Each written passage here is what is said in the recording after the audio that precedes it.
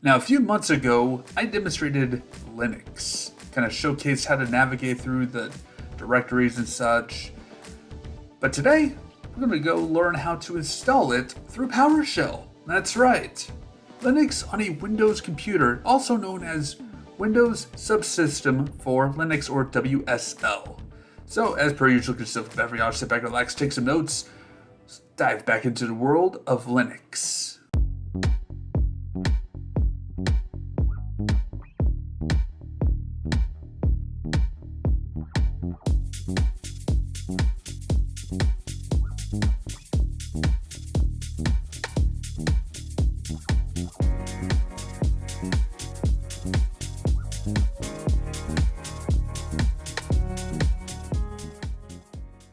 First things first, we're going to hang out in the corner, and then we're going to go to our handy dandy search bar down below, and we're going to type in PowerShell. I don't think you have to run as administrator for this one. Let's just give it a try and just see what happens with it. But here we are. We're in PowerShell right now. I'm going to zoom this in a bit more. Give me just a moment. There we go. That's a little bit better. That way you can see what's going on. But here it is. We're going to start off in PowerShell. Now, I've already got some distros already installed on here. As you can see, Ubuntu and Kali Linux all added right here. Of course, you got Azure Cloud Shell as well, the basic command prompt, and of course, we're currently in Windows PowerShell. So, what you want to do is start off with WSL-L. Just see if you have any distributions installed on your machine. Now, it shows that I have two, the default being Ubuntu 20.04, and of course, right under there, Kali Linux. Yeah.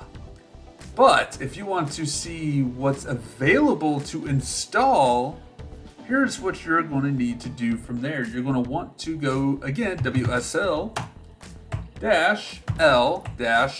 for online. And there's a list of distributions for the types of Linux operating systems that you can install and run. I'm going to clean this up a little bit here, but we're going to go ahead and install another one on here. But the question is, which one? Let's do Debian, for example. Debian is going to be one that we're going to operate and install on here. We're going to reset the screen transformation. That way you can see a little bit better here. All right, so to install one of these things, WSL actually need two dashes, let me back up, install -d Debian. Downloading right now. Doing the magic. Doing the work. It's installing Debian into the machine. Yeah. Distribution successfully installed. It can be launched via wsl.exe-debian. So we're going to go ahead and do that for, the demonstration here on this. So wsl.exe-d Debian. Type it in exactly as it shows. Hit enter. It's going to have us create a username. I'm just going to do the basic ABJ for the username. What's new username? Whatever. Lowercase it. Password. Retype it back in. And there you go. We're inside of the Debian Linux operating system within Windows. Crazy, right? Very crazy. I'm going to go ahead and... Oh, hang on. There we go. That's better. It's one of the commands, clearing the screen. I just want to clear the screen. But in order to get back out of this, you can simply type in exit. You're back in PowerShell. Easy enough right there for you. Now, what you can do also here to see what is running, you can type in WSL-L-B. Shows you that Debian is still running. You've got two other operating systems that are in the stop state. I want to go into Ubuntu here, so we're going to type in WSL-D.